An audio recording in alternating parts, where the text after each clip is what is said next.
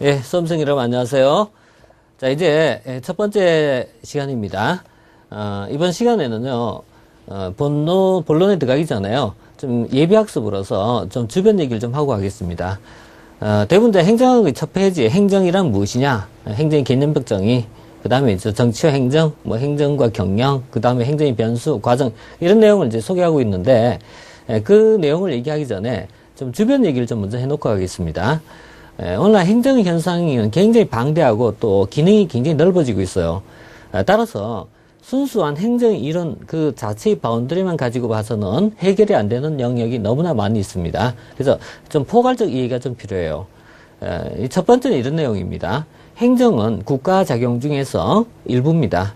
국가작용이란 말은 다시 바꾸면요, 국가의 입법작용, 행정작용, 사법작용 중에서 행정작용에 대한 파트가 행정학입니다. 그런데 국가의 작용 중에서 행정작용만 가지고는 나머지 내용을 분석하기 어려운 부분이 굉장히 많이 나타나요. 최근에 와서 공동생산이라는 형태를 통해서 정부와 국가와 민간 간에 서로 협력적 관계가 나타나고 있다라든가요. 또 다음에 재무행정을 공부하면은 예산의 과정에 보면은 입법부에서 국회에서 예산 심의하는 과정 같은 것이 나오고요. 또 정책학 같은 파트에서 역시 살펴볼 때도 이 관계를 정부란 개념을 굉장히 넓게 잡고 있어요. 정책을 결정하는 공식적인 기관으로서 행정부만을 얘기한 것이 아니고 넓게 잡고 있어요. 이런저런 사항을 우리가 봤을 때 좀 외적인 지식도 좀 필요하다. 그래서 이번 시간에는요, 첫 번째 주제로서 국가와 사회와 그 다음에 시장이라는 개념을 먼저 좀 이해해 놓고요. 그 다음에 이제 국가의 성격의 변천이라든지 행정의 기능의 변화 이런 건 이제 그 다음 좀 따라가면서 좀 정리하고요. 그 다음 시간이 좀 더 된다면은 자원 배분의 주체는 누구인가? 도대체 우리 사회의 이 자원이라는 것을 어떻게 나눠주고 그 메커니즘이 무엇이냐라는 부분. 또 행정의 역시 주된 관심사는 공공재입니다. 그래서 공공재에 관련돼 갖고 뒤에 가서 다시 상수를 할 겁니다만은 공공재의 오늘 나와서 공급 방식은 어떻게 바뀌고 있느냐. 즉 과거에 공공서비스나 공공재는 온전히 정부만 하는 것이다 라고 얘기했었는데, 정부뿐만 아니라 다양한 주체에 의해서 수행되고 있는 현실을 봤을 때 그 외적인 부분도 좀 필요하다라고 봐갖고, 이런 것을 먼저 예비학습에서 언급해 놓고 나중에 본론에 들어가고 행정의 개념 정의를 전개하면서 쭉 나머지 내용을 풀어가도록 하겠습니다. 자, 먼저 이제 국가와 사회 시장이란 말이 있습니다. 어떻게 보면 꼭 알아야 될 사항입니다. 꼭 알아야 될 사항인데요. 국가와 사회, 시장이라는 개념이 지금 이제 사회를 공부하는 수업도 아니고요. 고교 시절 사회를 공부한 것도 아닌데, 사실 그보다 더 넓은 지식이 필요한데요. 넓은 의미에서 사회는요, 이런 것이에요. 우리가 사는 사회, 인간 사회입니다. 우리가 사는 인간 사회가 있는데, 인간 사회에서 어떤 정치 권력을 가지고 있고 힘을 가지고 있는 집단이 있습니다. 정치 권력이 있고 힘이 있는 집단이 있는데 이것을 우리가 통상 국가라고 보는 거죠. 그래서 국가 권력이 절대적인 상황이 있었고요. 국가 권력이 약해졌던 상황도 있고요. 또 국가 권력이 좀 더 강해졌던 상황도 있습니다. 이것을 다음에요, 국가 성격의 변천이라는 파트에서 논의할 겁니다. 그래서 우리가 뒤에 가고 국가 성격의 변천에서 이 국가라는 것이 도대체 어떤 역할을 했느냐라는 것을 시대에 따라서 이런 흐름이 가변적이었는데 그 내용을 그 다음에 차후에 살펴보고요. 그 다음에 또 하나의 힘의 주체가 있어요. 그것은 자본주의 사회입니다. 우리가 살고 있는 것은요. 그럼 자본주의 사회에서 무엇이 힘의 주체냐 물을 때요, 돈입니다. 돈을 가진 집단이 나와요. 이걸 우리가 경제 권력이라고 부를 수가 있죠. 그래서 이 돈을 가진 집단이 경제 권력이 있는데 이것을 시장이라고 부를 수가 있죠. 그래서 시장이란 말은 이제 돈을 가진 집단, 너무 직설적이지만요, 그런 의미죠. 그래서 정치적 의미에서 국가가, 그 다음에 경제적 의미에서 시장이라는 개념. 그 다음에 이 국가와 시장이란 두 가지만 있느냐라고 할 때 그렇지 않아요. 이 두 가지가 물론 이제 자본주의 시대에서 아주 힘을 썼던 주체이지만은 최근에 와서는 이거 말고 제3의 힘이 나타나고 있죠. 이 제3의 힘을 우리가 시민사회 또는 그냥 줄여서 사회라고 쓸 수 있어요. 그래서 시민사회라는 세 가지 관계가 나타나요. 사회적 의미겠죠. 사회적 의미에서 시민사회가 있는데, 이런 세 가지가요, 전체적으로 우리가 사는 사회에서 이루어진 어떤 집단입니다. 이것을 넓게요, 사회 조직의 형태라고 부를 수가 있어요.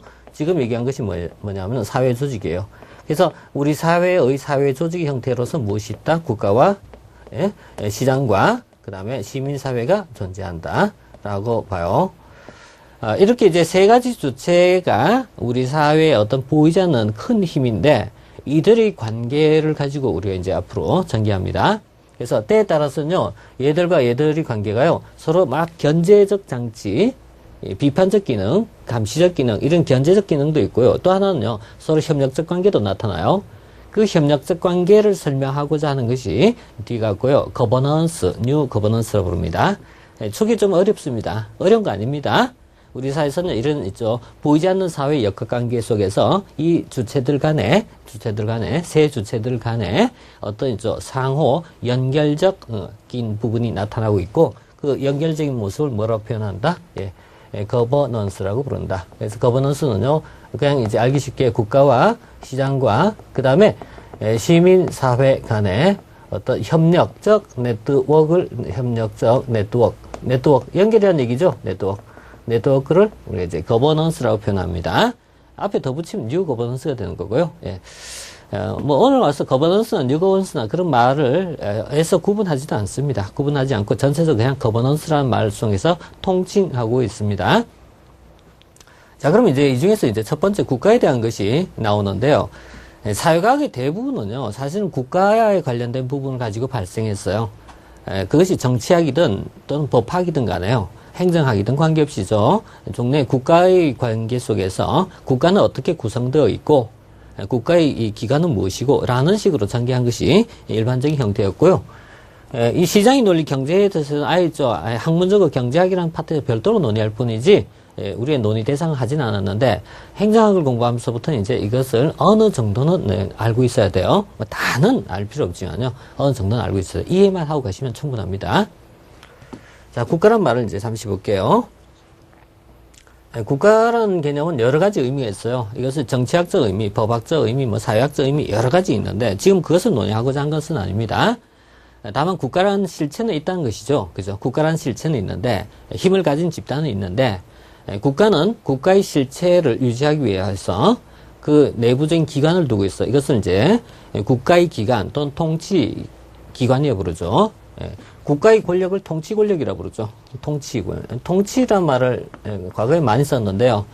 뭐 어감이 좋을 수도 있고 나쁠 수도 있고 그렇네요. 국가의 통치권, 통치 권력입니다. 국가의 통치권 또는 통치권을 분할한 것, 통치권의 분할, 이것을 통치기관이라고 부를 수 있는데, 자, 국가의 통치권이나 통치기관을 설명할 때, 그것이 바로 입법작용에 속한 것은 입법부가 담당하고, 그 다음에 사법에 관련된 것은 사법부가 담당하고, 그 다음에 행정에 속한 것은 정부가 담당한다. 그래서 국가의 통치기관으로서 입법부, 행정부, 사법부 이렇게 세 가지를 두고 있는 것이 일반적인 전 세계적인 보편적 흐름입니다. 국가마다 약간 성격이 다를 수는 있어요. 하지만은 기본적인 룰은요. 결정하는 입법부, 행동에 옮기는 행정부, 그 다음에 무엇이 법인가 라는 것을 선언하고 판단하는 사법부라고 보는 거예요. 이런 것을 이제 유기적 관점, 유기체적 관점에서 보고 있는데요. 마치 있잖아요. 이 국가를 살아있는 인간처럼 보는 거예요. 살아있는 인간처럼 본다면요. 결정하는 것이 헤드에 해당되잖아요. 헤드. 머리지 않습니까? 이것이 뭐예요? 입법부에 속하는 것이고요. 팔다리와 같은 것이 어디에 속한다? 행정부에 속한다. 그 다음에 이것을 제3의 기관이 판단한 것이 사법부. 이렇게 나눠지는 것이 소위 이제 근대적 권력 분립이라고 부를 수가 있어요. 그래서 근대적 권력 분립은요, 통치기관의 분할에 있습니다. 자, 다시 이제, 국가는 결국 우리가 흐름을 이해를 하고 가야 이 부분이 해결이 돼요. 과거의 국가는 이렇게 보는 거예요. 절대 국가라 불러요. 절대 국가. 절대 국가는 것은요, 우리나라 조선시대라고 생각하시면 알기 쉽고요. 그 다음에, 이 서양이라면은, 대개 한 16세기에서 18세기 정도 무렵을 절대 국가라고 부를 수가 있어요. 이때는 어때요?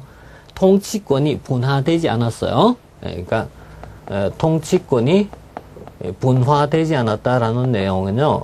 나눠지지 않고요. 일원화됐다는 얘기예요. 통치권이 이렇게 나눠진 건 언제 얘기죠? 근대 얘기입니다.